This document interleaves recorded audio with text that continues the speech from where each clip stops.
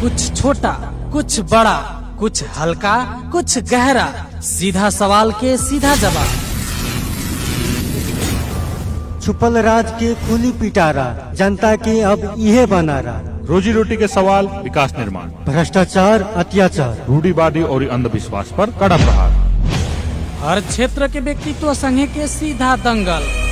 कार्यक्रम आमने सामने।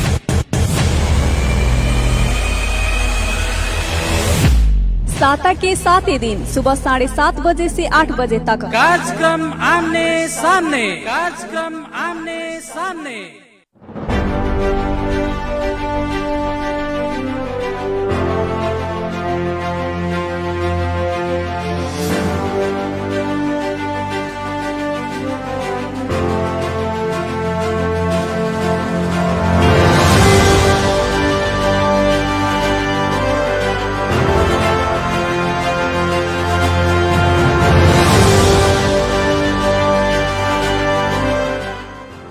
नमस्कार और प्रणाम तमाम भोजपुरी श्रोता लोग के रेडियो सानवी 96.4 मेगाहर्ट्ज पर तरंगित होके वाला कार्यक्रम आमने सामने के आज के दंगल में हम फिर से मनोज पटेल हाजिर हो गए बने। जी हाँ श्रोताबिंद, हमनी देश दुनिया और जनता संगे जुड़ाइल विभिन्न विषय वस्तु पर हमनी चर्चा परिचर्चा कर रहा बानी हमनी और हमनी हरेक प्रश्न के आमने सामने कार्यक्रम में सीधा रूप में जवाब लेवे के प्रयास करीले। कोनो घुमा के बात हमनी चित ना करीने, चाहे वो शिक्षा स्वास्थ्य के बात होके, चाहे रोजी रोटी के रोजगारी के बात होके, चाहे किसान संगे जुड़ाइल बात होके, चाहे महिला या जनाना संगे या मर्द लोग संगे ही जुड़ाइल बात काहे ना होके, बाल अधिकार के बात काहे ना होके, हर चीज पर हर पहलू पर हमनी चर्चा पर चर्चा करते आ रहल बानी। और आज के भी कार्यक्रम में हमनी बहुत ही एगो गहन रूप और विकास संगे जुड़ाइल और खास करके तराई के विकास और समृद्धि संगे भी सरोकार राखे वाला एगो विषय वस्तु पर हमनी चर्चा परिचर्चा कर रहा बानी। और आज के हमनी के कार्यक्रम में आमने सामने के दंगल में जसपा के केंद्रीय सदस्य और प्राध्यापक देवेंद्र मिश्रा जी हमनी संगे रूबरू हो रहल बानी, हमनी संगे जुड़ रहल बानी कार्यक्रम में। और वहाँ टेलीफोन संपर्क में हमनी के रेडियो सानवी 96.4 मेगाहर्ट्ज के तरंग में जुड़ रहल बानी। और श्रोता लोग, हमें अपने लोग के बता देवे के चाहतनी कि आज हमनी बिहार में जौन चुनावी नतीजा आयल बा और जौन वहाँ के सरकार बने जा रहा बा और विकास के समृद्धि और ई चुनाव में जौन नारा सब लगावल गइल बा विकास के खातिर बिहार में, ओकर प्रभाव नेपाल में और खास करके तराई में का रही, ई विषय में हमनी चर्चा कर रहल बनी। और सबसे पहले कार्यक्रम में आमने सामने के आज के दंगल में हम देवेंद्र मिश्रा जी के हम स्वागत करे के चाहेम। देवेंद्र सर, हमनी के कार्यक्रम में अपने के स्वागत बा। धन्यवाद जी। देवेंद्र सर, हमनी के पड़ोसी कहल जाओ तो हमनी सीमा संगे जुड़ाइल बा पर्सा जिला के और खास करके तराई के सीमा संगे जुड़ाइल बिहार राज्य में जौन भारत के बिहार राज्य में चुनाव भइल बा और चुनाव के नतीजा भी हमनी के एकदम बाहर आ गइल बा, कंफर्म हो गइल बा, सब चीज जीत हार के नतीजा आ गइल। चुनाव में जौन मुद्दा सब उठा रहे और अभिन के जौन जीत भइल बा, एकरा के अपने संक्षिप्त रूप में कैसे एगो राजनीतिक के विद्यार्थी के नाता से भी हम कहें, कैसे अपने एकरा के समीक्षा करें? भारत के चुनाव, अभी बिहार के चुनाव एगो स्पष्ट का दृष्टिकोण दिले बा कि कोनो भी नारा के कंटिन्यूटी देला से खाली ओइ से जनता बहुत ज्यादा प्रभावी ना होला, ओकरा खातिर परिवर्तन के बहुत आवश्यकता बा। और खास करके नीतीश कुमार विकास पुरुष के नाम से वहाँ प्रचलित रहा, लेकिन विगत दिन में जो विकास के साथ साथ जो विभिन्न किस्म के आरोह अवरोह सब दिखाई दिलक, ओई जगह पर हुनकर विकल्प के रूप में तेजस्वी यादव आरजेडी जब वहाँ पे राज कैलक, उ राज कैला पर ओकर जो हवा निकलल विकास के नाम पर, रोजगारी के नाम पर ओकर जो हवा निकलल, ओई में जनता कन्विंस भई कि मोदी के हवा भी कमजोर हो गई। मोदी के राष्ट्रवाद, मोदी के हिंदुत्ववाद, ये सब नारा भी कमजोर दिखाई दिलक। लेकिन कैसे देवेंद्र सर हमरो के कमजोर कैसे दिखाई दिले बा? 122 सीट चाहिए एनडीए के सरकार बनावे के खातिर, लेकिन 125 सीट में वो लोग दर्द निकलले बा, तो एकरा के अच्छा ही माने के पड़ी पहले से। और मतलब अच्छा तो माने के जरूर पड़ी। जब देखिए, जब भी मूल्यांकन जो होला विपक्ष के, सरकार तो सामान्य बहुमत से बन रहा बा, जी जी जी, और बीजेपी भी बहुत ज्यादा मत लेके आई बा, जे और नीतीश कुमार के पार्टी जे बा से बहुत घट गई बा, तो ओई में प्रभाव कहाँ पड़ल बा, खास करके जे रुआ जाने के चाहता नहीं प्रभाव का बा कि मोदी जी के जे चमत्कारी जे एक तो जनता में जे आकर्षण दिखाई देले रहे वो अपना जगह पर वो ज्यादा स्वरूप ना ले काहे कि विपक्ष उभर करके आ गई, जे विपक्ष के कहीं जगह ना रहे वो विपक्ष जे बा से सबसे ज्यादा अगर संख्या अभी भी जीतल बा तो विपक्ष के ही जीतल बा। तेजस्वी यादव के पार्टी जे बा से सबसे ज्यादा संख्या में आयल बा, दोसर संख्या में बीजेपी आ गई बा। तो ये बीजेपी के दोसर संख्या में के जगह पर अगर मोदी जी के स्थिति अगर कहल जाओ कि जे हिंदुत्व या राष्ट्रवाद के बात लेके जो आगे बढ़ल रहा और ज्यादा आवे के चाहत रहे, जेका चैलेंज मिलल बा ये हमनी के स्वीकार करे के पड़ी। दोसर नीतीश कुमार के जे एक्टिविटीज बा, नीतीश कुमार के कारण नीतीश कुमार के विरोध में एंटी कंपनसेशन मत वहाँ पड़ल बा, जेकर परिणाम का भइल बा कि जनता अब नीतीश कुमार से ज्यादा विकास या परिवर्तन के चाहना रखले बा और वही हिसाब से बा जे बा रिजल्ट आइल बा। अब एकरा के हमनी ऐसे भी समीक्षा कर सकत नहीं देवेंद्र सर, जैसे कि जीत तो निकलल, एनडीए के गठबंधन के जीत तो मिलल, लेकिन नीतीश कुमार कमजोर हो गई और तेजस्वी जी और भी बिहार में शक्तिशाली के रूप में उभर रहा बनी, तो ऐसे सरकार भी कमजोर भइल, एकरा के हमनी ई तरीका से भी ले सकत नहीं। निश्चित जेटा अभी नीतीश कुमार के नाम पर वहाँ चुनाव भइल बा, मतलब मुख्यमंत्री नीतीश कुमार बनियन कह करके, और जिन पार्टी के हिसाब से वो नीतीश कुमार जी आगे बढ़ रहे वो पार्टी कमजोर हो गई, मतलब जनता ओकरा अस्वीकार कैलक। अब चैलेंज बा ना कि नीतीश कुमार के मुख्यमंत्री लोग बनाई कि ना बनाई, का है कि बीजेपी सबसे बड़ा पार्टी हो गई वहाँ, बीजेपी बड़ा पार्टी भइला के बाद बीजेपी में बड़ा बड़ा लीडर बा। अब बीजेपी के नेतृत्व में सरकार बनी कि नीतीश कुमार के नेतृत्व में सरकार बनी, ये वहाँ पे बहुत ज्यादा एक तो प्रश्न चिन्ह उठ रहा बा। और वही हिसाब से देखल जाओ तो कहा बाकी से अभी जे बा से सरकार तब बनी, अगर नीतीश कुमार जी मुख्यमंत्री वहाँ बनत रहन तो ऊ जे हौसला और ऊ जे विकास पुरुष के रूप में विगत 10 वर्ष से जो काम कैले बढ़न ऊ स्वरूप वहाँ दिखाई ना दी। कहीं ना कहीं भाजपा एकदम मजबूत रूप में और भाजपा के हाथ में बाग दौड़ रही, ये अपने कहे के चाहता नहीं। निश्चित तो भाजपा के पॉलिसी है, भाजपा तो का कैलक कि महाराष्ट्र में ना देखनी शिवसेना के साथ गठबंधन करके आगे बढ़ल है, बाद खुद मजबूत हुई तो आगे निकल गई। और वैसे ही यहाँ भी हुआ कि नीतीश कुमार के साथ मिलके आगे बढ़े के बात भई। भाजपा कोई भी पार्टी तो चाहे कि हम ही मजबूत हुई नहीं, हमरे बहुमत आ जाए, ये स्वाभाविक प्रक्रिया है पार्टी के। और वो प्रक्रिया में भाजपा तो बहुत ज्यादा लीड कैल, खास करके बॉर्डर साइड में जितना भी कॉन्स्टिट्यूंसी बा उस सब में बीजेपी ही ज्यादा जीतल बा हमनी के। वैसे जे बात है ओकर प्रभाव दूसरे किस्म से बनी। तो एक बात कहा कि लोग एक किस्म के नारा बहुत लंबा समय तक ना स्वीकार करेला, ओकरा नारा परिवर्तन, कार्य परिवर्तन और ओकर कार्य के प्रदर्शन भी आवश्यक बा। जबकि अभी नीतीश कुमार बहुत कारण से रुआ के फेलियर हुए के बहुत कारण बा, वही कोरोना भी बा। कोरोना के समय में जो इफेक्टिवली नीतीश कुमार के जो पहल हुए के चाहत रहे से ना भइल, रोजगारी से संबंधी में ना भइल, सुरक्षा के संबंध में भी ना भइल। तो ई किस्म से तमाम जो बा ड्रॉबैक सब दिखाई देता, जेकरा विपक्ष उठा करके आज युवा सबके अपना हाथ में परिचालन कैलक। रोजगारी के सबसे ज्यादा बेरोजगार बहुत ज्यादा बा, बेरोजगारी के लिए लाखों लाख आदमी जे बा से दोसर प्रदेश में बिहार के लोग जाला, उ सब लौटल, ओकरा रोजगारी नहीं मिलल तो ओकरा सोचे के मौका मिल गई। और सोचे के मौका के फायदा तेजस्वी यादव उठेला, कहा कि स्वयं यंग बा और युवा के आकर्षण के केंद्र बन गए। ऐसा किस्म के नारा लगैलक कि तेजस्वी यादव की बढ़त हो गई। अब जैसे कि देवेंद्र सर, बिहार में एगो आत्मनिर्भरता के अपने बात कहनी है, बहुत ही बड़का एगो मुद्दा बा, बेरोजगारी के मुद्दा, गरीबी के मुद्दा और सड़क संजाल विकास, भौतिक पूर्वाधार के विकास, हर चीज में बिहार राज्य अभी बहुत ही पीछे बा। तो बिहार राज्य के एगो अब ई सरकार के चैलेंजिंग के विषय में, जहाँ एकदम बरियार हाउस में प्रतिपक्ष रही, हाउस में प्रतिपक्ष भी बरियार बा और ढेर सारा काम भी करे के बा ई सरकार के। तो ई सरकार बिहान के डेट में सफलता प्राप्त करे में कितना सक्षम हुई, एकरा विषय में अपने क्या कहें?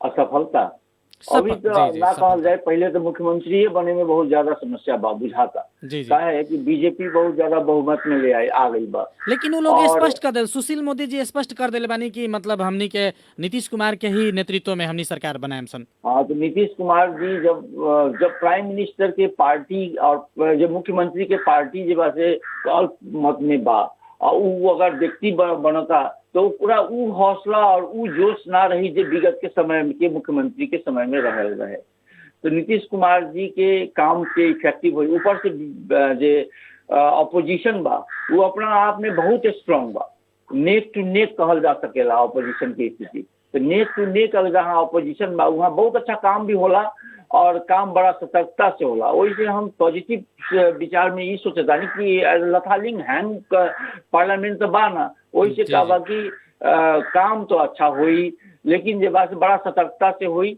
और विकास भी हुई, विकास के ओर के, ताकि अपोजिशन स्ट्रांग बा। जी, अब जैसे कि देवेंद्र सर अपने लोग मधेश केंद्रीय नेपाल के बात हम निकल जाओ थोड़ा। नेपाल अपने लोग मधेश बात पर मधेश केंद्रीय और मधेश के शिक्षा, स्वास्थ्य, रोजगारी के विकास के मुद्दा सब पर अपने लोग काम कर रहा बानी। लंबा समय से मधेश अधिकार प्राप्ति के अभियान में अपने लोग बानी, लड़ाई लड़ रहा बानी। बिहार और हमनी के नेपाल के मधेश के जवन आईना बा, जवन चेहरा बा, लगभग वैसने बा। रोजी रोटी, रोजगारी के समस्या यहाँ भी बा, वहाँ भी बा, विकास वहाँ भी बा, सड़क के विकास के अभाव वहाँ भी बा, यहाँ भी बा। तो बिहार के विकास और मधेश के विकास के दोनों के हमनी जोड़ के बिहार में विकास हुई तो वहाँ के संस्कृति से लेके हर चीज़ हमनी के रोटी बेटी के भी संबंध बा। तो इससे नेपाल के मधेश में का प्रभाव पड़ी खास करके? देखिए, बिहार के विकास से तो मधेश के बहुत ज्यादा फायदा, पूरा नेपाले के फायदा बुझी ना, उसमें मधेश के तो बढ़ले बा। का है कि रिश्तेदारी बा, संस्कृति बा, सोच बा, एक रूपता बा। भैला से का बा कि ओपन बॉर्डर बा, खुला सीमाना बा।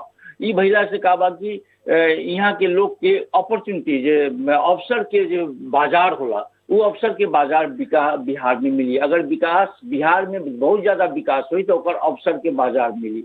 अवसर के बाजार मिलला के बाद ओकर आर्थिक उन्नति अवश्य ही हुई।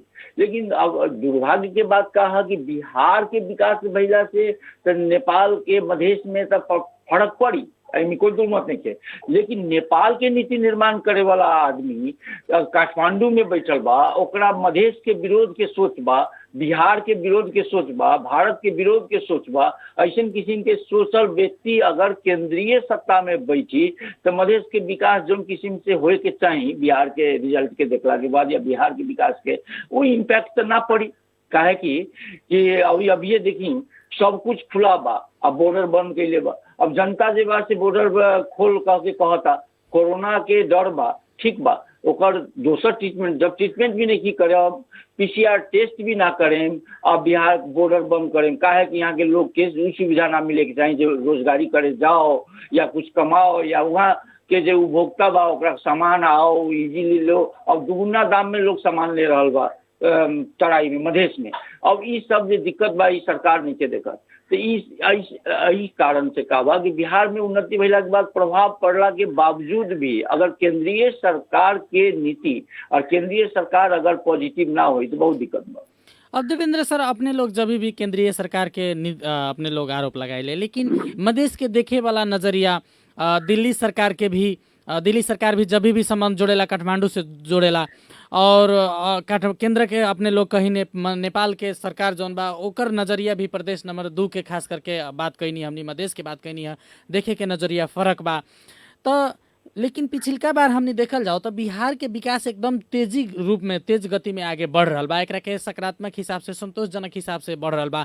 लेकिन प्रदेश नंबर 2 में भी अपने लोग के खास करके सरकार बा, लेकिन प्रदेश नंबर 2 के जौन विकास के गति होके के चाहिए, जौन द्रुत गति के विकास होके के चाहिए, उनमें कहीं ना कहीं कुछ कमी आ रहा बा। तो ई विषय में अपने का कहें? देखिए, सबसे पहले तो यहाँ संघीयता आ गई, वो धराप में जाए के स्थिति हो गई बा। संघीय लोकतांत्रिक गणतंत्र देश है नेपाल, ओई में संघीय शासन व्यवस्था बा, 7 गो प्रदेश बा, मधेश एगो प्रदेश बा 8 जिला के। अब मधेश प्रदेश बना दिल गई, बन गई सरकार। सरकार बन गई तो सरकार के पास में जे मिनिमम जे एक ठो सैद्धांतिक सिद्धांत के बात कहता नहीं कि एगो सरकार के पास में कौन कौन चीज की आवश्यकता होला।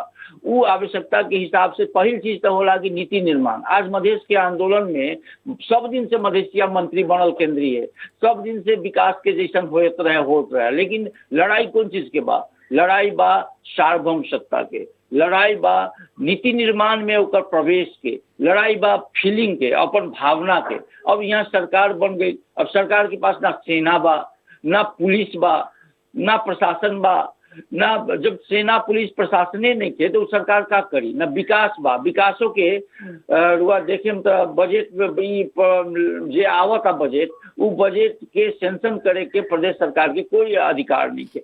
यही किस्म से अधूरा अपांग जे सरकार बा या अधूरा अपांग जे व्यवस्था बा, ये जब तक पूर्ण रूपेण ना हुई तो विकास कहीं ना दिखाई दी। विकास के जगह पे भ्रष्टाचार दिखाई दी, विकास के जगह पर गुंडागर्दी दिखाई दी, विकास के जगह पर कमीशन तंत्र दिखाई दी। कहा कोई निकाय नहीं जे एकरा रोक सके।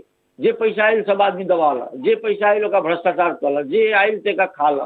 तो ऐसा स्थिति के चल रहा बा। अभी एक पीछे भी एक कारण बा, उहे कारण जो हम कहता नहीं कि केंद्र में बैठल जे संघीय सरकार में जो लीड कर रहा बा, जे पार्टी लीड करता, ओकर जो सोच बा वो विकास विरोधी सोच बा। विकास तो वो चाहते नहीं के, अब स्वगति से जो विकास होता भ्रष्टाचार रोकथाम के मानसिकते नहीं के, भ्रष्टाचार में लिप्त बा, वो भ्रष्टाचार स्वयं करे के चाहता। जी नेताजी, जी देवेंद्र जी, अब जैसे कि बिहार में सरकार वहाँ बन रहा बा, प्रदेश नंबर 2 में नेपाल के बात कही जाए तो प्रदेश नंबर 2 में अपने के सरकार बा, अपने के पार्टी के बरियार सरकार बा, स्थानीय सरकार में भी अपने के पार्टी के बरियार सरकार बा, लेकिन विकास जौन किस्म से होके के चाहिए होके नहीं के सक रहा। तो एकर नैतिक जिम्मेवारी कहीं ना कहीं थोड़ा बहुत अपने लोग के भी लेवे के पड़ी। जहाँ तक ले कानून के बात बा, पुलिस प्रशासन के बात बा, कानून बन रहा बा, अपने लोग धीरे धीरे आगे बढ़ रहा बानी, वो भी धीरे धीरे हुई, लेकिन जौन चीज आयल बा बजट, वो बजट खर्च नहीं के होके सक रहा।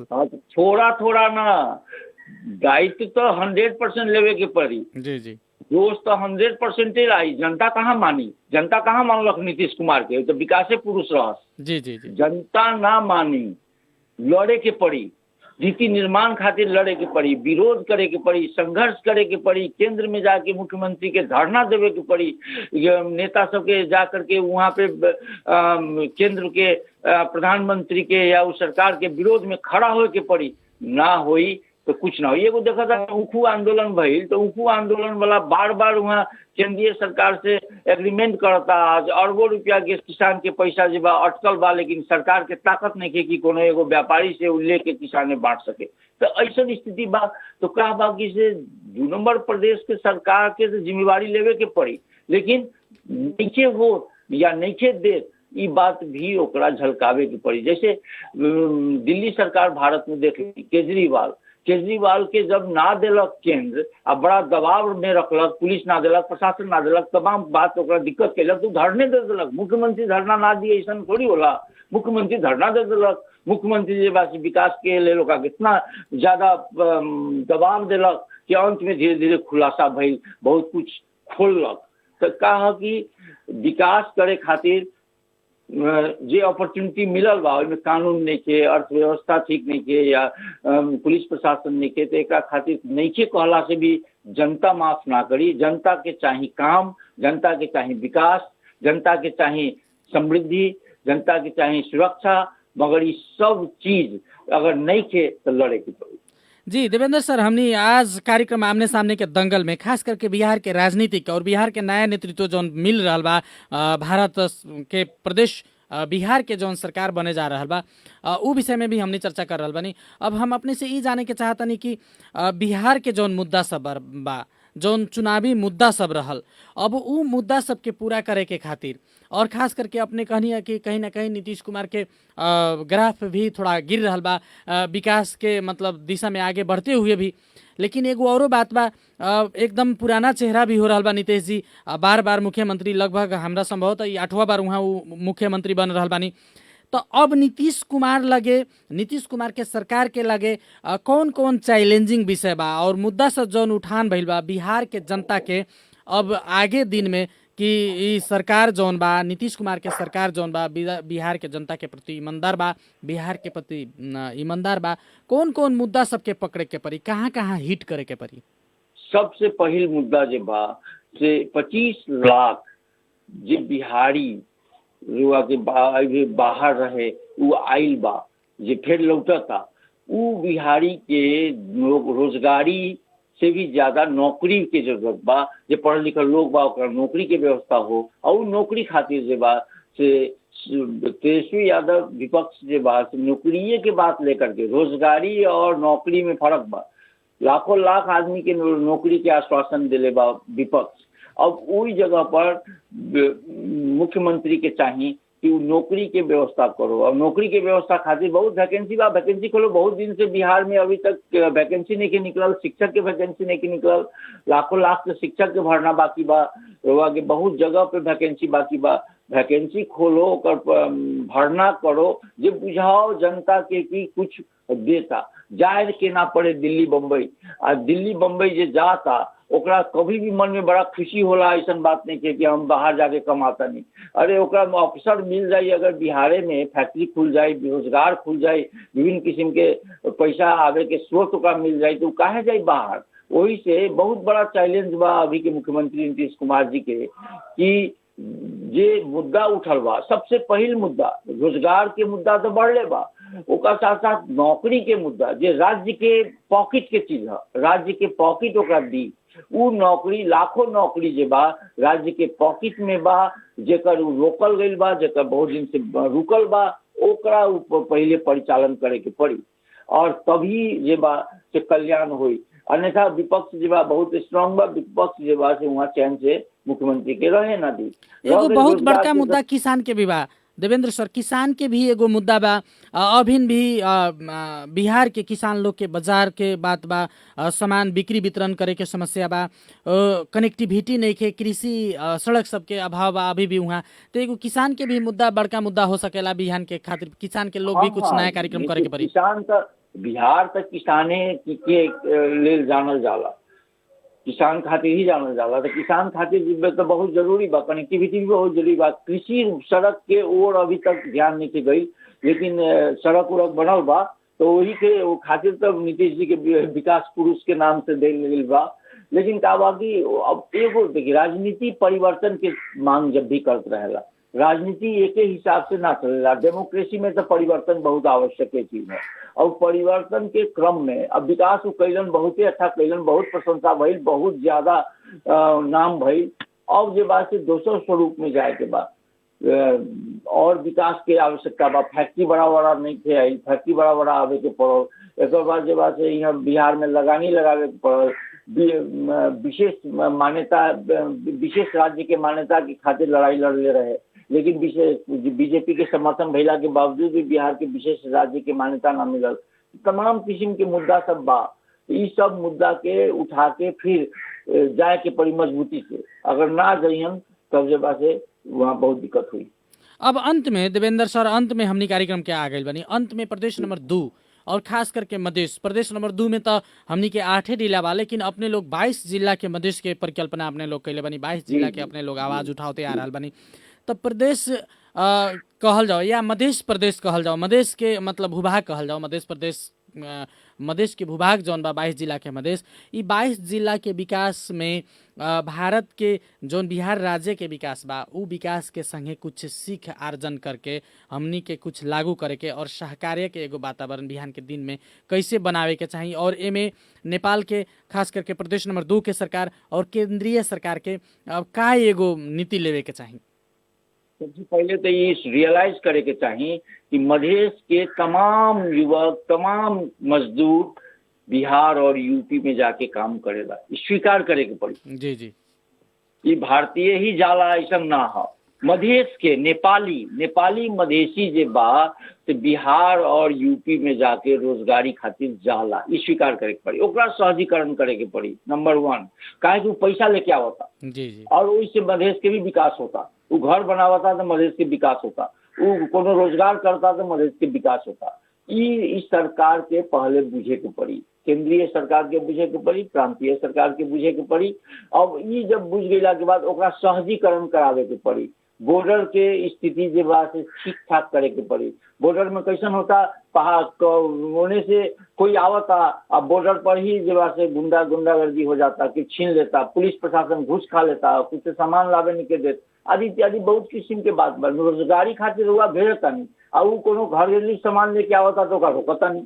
तो ये सब ना हुई तो क्या सहजीकरण करे के पड़ी। अब रुआ बीज देता नहीं की, और बॉर्डर खुलल बा, वही पार से लोग किसान बीज एक बोरा लेके आवता, रोकता नहीं, और खाद रोकता नहीं। तो कब ये सब चीज पर पॉजिटिवली सोचे के पड़ी सरकार के कि बिहार और यूपी के ही मधेश निर्भर बा, मधेश के विकास निर्भर बा। काहे कि नेपाल सरकार के ये औकात नहीं के कि केंद्रीय सरकार जे बा से बिहार और मधेश के कोई सहूलियत दे सके, कोई सहूलियत नहीं के दे। ऐसे खाली टैक्स उठावता, इससे ज्यादा तो कुछ सहूलियत नहीं के। ऐसा अवस्था में बॉर्डर के सहजीकरण करे के पड़ल, ये स्वीकार करे के पड़ल कि मधेश के युवक सब जाला और गैला पर वहाँ से लावेला, उससे नेपाल के फायदा होता। तो ई किस्म के बात जो बात है ओका बुझे के पड़ल, केंद्रीय सरकार के बुझे के पड़ल, बुझ के वही हिसाब से सहजीकरण के हिसाब से भंसार सिस्टम के लागू करे के पड़ल, बॉर्डर सिस्टम के लागू करे के पड़ल, सुरक्षा सिस्टम के लागू करे के पड़ल। ये सब सिस्टम जब लागू हुई तब जे बात है ओकर बेनिफिट मिली। काहे कि पड़ोसिया अगर मजबूत होता तो ओकर बेनिफिट बगल के आदमी के तो मिलबे करेला। तो जी देवेंद्र सर, जी अच्छा ढंग से मिले, वही हिसाब के कानून तो बनावे के पड़ी। जी देवेंद्र सर, हमनी के समय देनी है, बहुत बहुत धन्यवाद। हमनी कार्यक्रम के अंत समय में धन्यवाद। और तमाम श्रोता लोग के भी हमनी के बहुत बहुत धन्यवाद। आज के कार्यक्रम आमने सामने के दर्पण सुन देनी है, ये कार्यक्रम दंगल में अपने सहभागिता जनी है। आज हमनी संगे प्राध्यापक और मधेशवाद पर काम करते आयल जनता समाजवादी पार्टी के नेता केंद्रीय सदस्य समेत रहल देवेंद्र मिश्र संगे हमनी कार्यक्रम बहस में जुड़नी है। अपने तमाम श्रोता लोग के धन्यवाद और देवेंद्र सर के भी धन्यवाद हम कहे के चाहें, और सत्येंद्र जी के भी धन्यवाद। जी हमनी के सत्येंद्र जी के भी बहुत बहुत धन्यवाद देते हैं। हम आज के कार्यक्रम से विदा चाहें। नमस्कार, प्रणाम।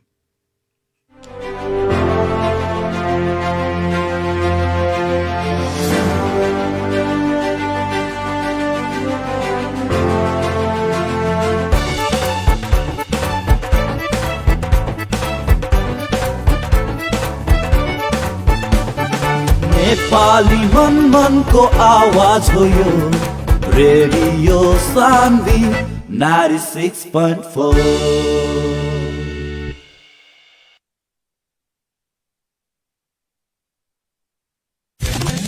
रेडियो सान्वी टाइम चेक अहिले 8 बजेको छ। This time check is sponsored by Nepal Indo hospital, 24 घण्टा तपाईको सेवामा।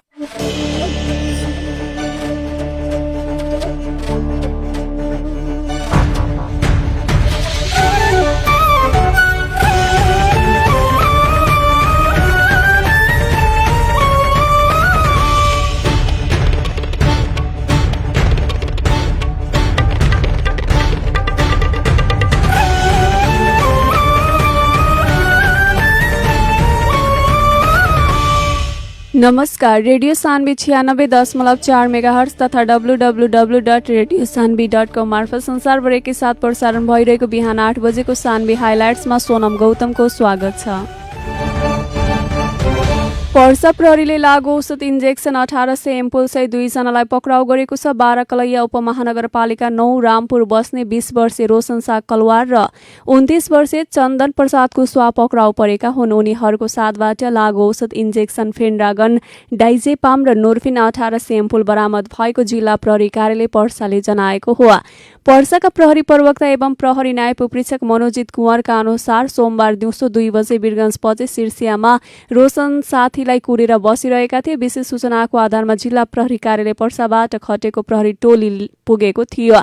चेक जाँच गर्ने क्रममा रोशनको हातमा रहेको ब्याग खानतलासी गर्दा उक्त परिमाणको अवैध लागु औषध फेला परेको थियो। रोशनले नै दिएको सूचनाको आधारमा साँझ 7 बजे कलैया स्थित बाल मन्दिर अगाडिको सडक खण्डबाट ना 20 प 6428 नम्बरको मोटरसाइकलमा सवार चन्दन पक्राउ परेका थिए। उनीहरूलाई जिल्ला प्रहरी कार्यालय पर्सामा राखी लागु औषध नियन्त्रण ऐन 2033 बमोजिम लागु औषध सम्बन्धी कसुर मुद्दा दर्ता गरी थप अनुसन्धान कार्य भइरहेको प्रहरीले जानकारी दिएको छ। नेकपा बिन्दवास्ने गाउँपालिका कमिटी सचिव स्वर्गीय मुकेश चौरसियाको 13औं दिनको पुण्यतिथिमा बिहिबार हुने भनेको श्रद्धाञ्जली सभा स्थगित भएको छ। नेकपा बिन्दवास्ने गाउँपालिका कमिटी अध्यक्ष विक्रम प्रसाद चौरसियाले एक प्रेस विज्ञप्ति प्रकाशित गरी स्वर्गीय चौरसियाको 13औं दिनको पुण्यतिथिमा आयोजना हुने भनेको श्रद्धाञ्जली सभा को स्थगित गरिएको जानकारी गराउनुभयो। कार्यक्रममा नेकपाका कार्यकारी अध्यक्ष पुष्पकमल दाहाल प्रचण्ड लगायतका उच्च तहका नेताहरूको सहभागिता हुने कार्यक्रम तय भएको थियो, तर सभा अन्तिम समयमा आएर स्थगित गरिएको छ। नेकपा बिन्दवास्ने गाउँपालिका कमिटिका अध्यक्ष चौरसियाद्वारा हस्तान्तरित विज्ञप्तिमा देशको राजनैतिक अवस्था विषम परिस्थितिमा पुगेको तथा कोरोनाको कहरमा 10,000 भन्दा बढी नेता कार्यकर्ताहरूको सहभागितामा हुने भनेको श्रद्धाञ्जली सभा अध्यक्ष प्रचण्डकै राय सल्लाह अनुसार नै स्थगित भएको उल्लेख गरिएको हो। नेकपा बिन्दवास्ने गाउँपालिका कमिटिको शपथ ग्रहण कार्यक्रममा नेकपाकै 2 समूहबीच झडप हुँदा घाइते भएका गाउँपालिका सचिव समेत रहनुभएको मुकेश चौरसियाको कार्तिक 6 गते निधन भएको थियो। नेकपा अध्यक्ष प्रचण्डले समेत एक विज्ञप्ति प्रकाशित गरी श्रद्धाञ्जली सभामा हुन नसक्ने जनाउनु भएको छ। कार्यक्रमको तयारी पूरा भए अन्त समयमा आएर स्थगित गरिएपछि पीडित परिवार तथा नेता कार्यकर्तामा पर्न गएको दुःखप्रति नेकपा बिन्दवास्ने गाउँपालिका कमिटीले क्षमा मागेको छ। वीरगञ्जको सीमावर्ती सहर रक्सोलमा सम्पन्न विधानसभा निर्वाचनको मत परिणाम सार्वजनिक भएको छ। मत परिणाम अनुसार एनडीए गठबन्धनबाट बीजेपीका उम्मेद्वार प्रमोद सिन्हा विजयी हुनुभएको छ। उहाँले आफ्नो निकटमा प्रतिद्वन्दी सुरेश कुमार यादवलाई विजय प्राप्त गर्नुभएको हो। सुरेश कुमार यादवलाई कांग्रेसबाट टिकट प्राप्त नभएपछि उहाँले स्वतन्त्र रूपमा निर्वाचन लड्नु भएको थियो। निर्वाचनमा सिन्हाले 44,043 मत प्राप्त गरी विजयी हुनुभएको हो भने उहाँको प्रतिद्वन्दी सुरेश यादवले 18,203 मत प्राप्त गर्नुभएको थियो। महागठबन्धनको तर्फबाट भारतीय कांग्रेसका उम्मेद्वार रहनुभएको रामबाबु यादव 10,794 मत प्राप्त गर्दै तेस्रो स्थानमा आउनुभएको छ। त्यसैगरी बहुजन समाजवादी पार्टीका डाक्टर अजय कुमार सिंहले 6,191 मत ल्याउनु भएको छ।